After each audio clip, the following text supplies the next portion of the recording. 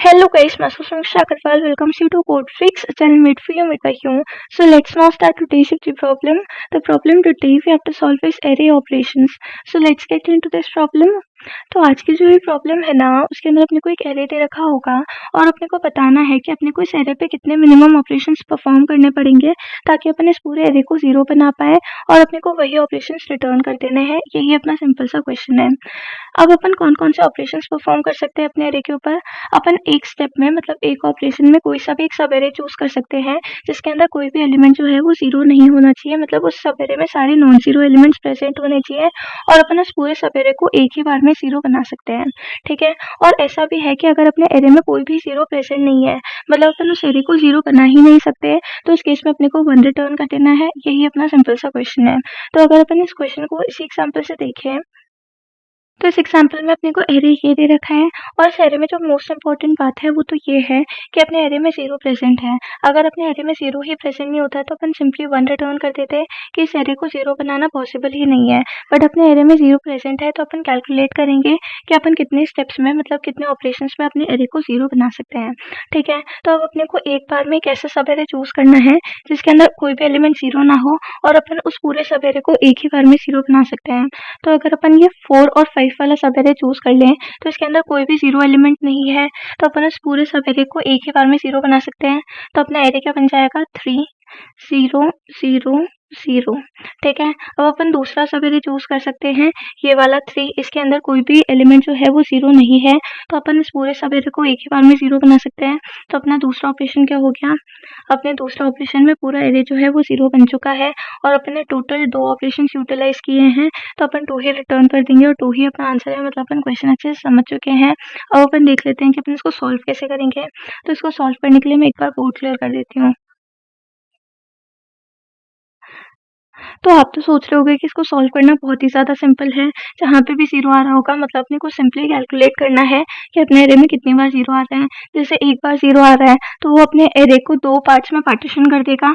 इन दोनों सब एरेज़ को अपने को अलग-अलग ऑपरेशंस में लेना पड़ेगा और जितने भी सब एरेज़ बनेंगे अपन उतने ही सब एरेज़ रिटर्न कर देंगे। ठीक है। जैसे अगर अपने एरे में है 2 बार ज़ीरो आता और उसके बीच में कुछ नंबर्स होते जैसे 3 2 4 और 5। ठीक है। तो ये जो 2 ज़ीरोज़ हैं इन्होंने अपने एरे को 3 पार्ट्स में पार्टीशन किया है, तो अपन क्या करेंगे, अपन 3 अलग-अलग सब एरेज़ बनाएँगे, उन सारे सब एरेज़ को इंडिविजुअली ज़ीरो बनाएँगे और 3 रिटर्न कर देंगे कि अपने को 3 ऑपरेशंस लगेंगे। लेकिन ये जो ऑब्जर्वेशन है ये गलत है।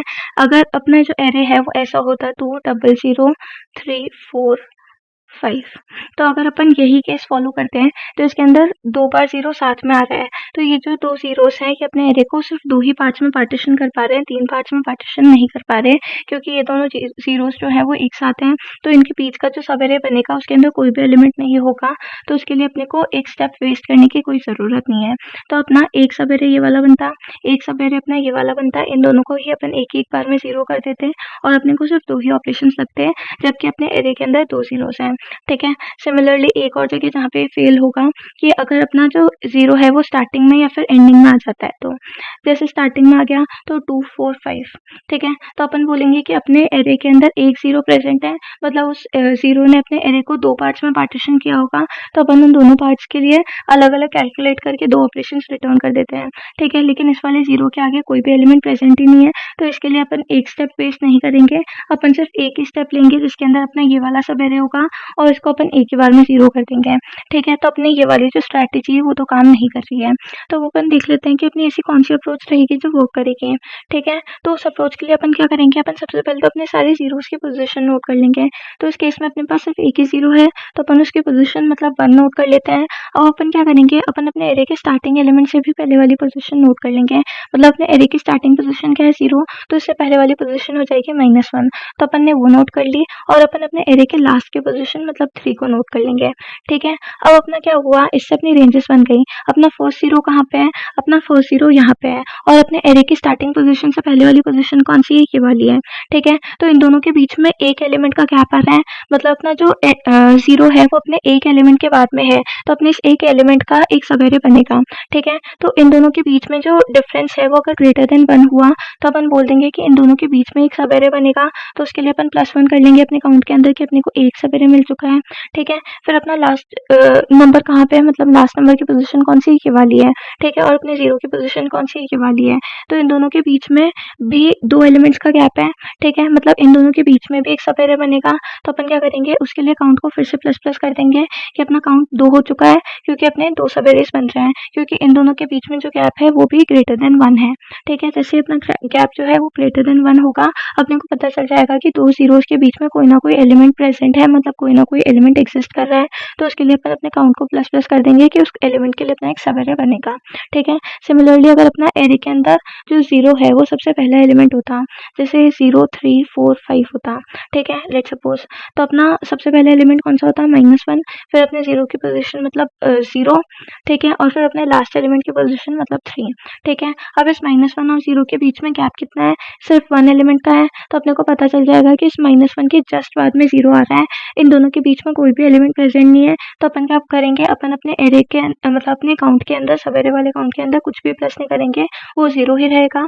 फिर अपन क्या करेंगे, 0 और 3 को कंपेयर करेंगे, इसके बीच में जो गैप है वो 3 का है, मतलब ग्रेटर देन 1 है, तो मतलब अपने 0 और अपने लास्ट एलिमेंट के बीच में बहुत सारे एलिमेंट्स आ रहे हैं, तो अपन क्या करेंगे, अपन बोलेंगे कि इसके लिए एक सब एरे बनेगा और उसके लिए अपन अपने काउंट को प्लस-प्लस कर देंगे। यही अपनी सिंपल सी अप्रोच होगी। एक बार इसका कोड देख लेते हैं।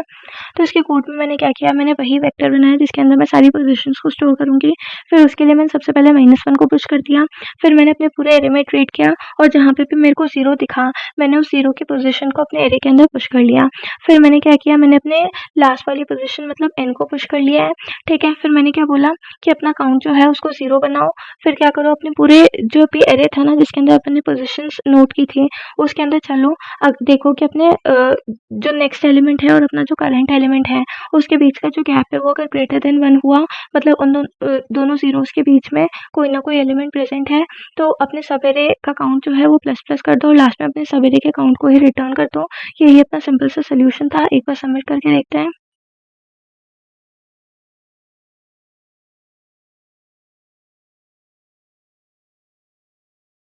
तो हाँ, ये बिल्कुल सबमिट हो रहा है, मतलब एकदम एक्यूरेट सॉल्यूशन है, आप इसको बिल्कुल कंसिडर कर सकते हैं। होप आपको समझ में आया होगा। अगर आपको समझ आया, वीडियो पसंद आई तो वीडियो को लाइक करें, चैनल को सब्सक्राइब करें और अगर आपको कोई भी डाउट है तो प्लीज़ कमेंट बॉक्स में ज़रूर मेंशन करिएगा। हम आपका डाउट सॉल्व करने के लिए हमेशा प्रेज़ेंट हैं। Thank you so much. Thanks for watching. Have a nice day.